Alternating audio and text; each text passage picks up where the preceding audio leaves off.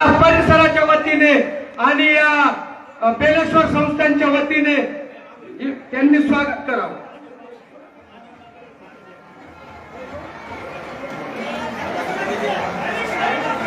सगळ्यांना विनंती, खाली बसून घ्या।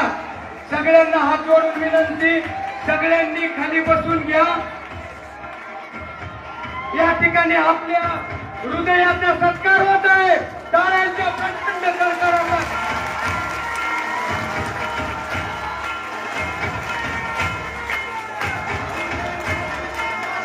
जय। यानंतर धाकटी पंढरी म्हणून ओळख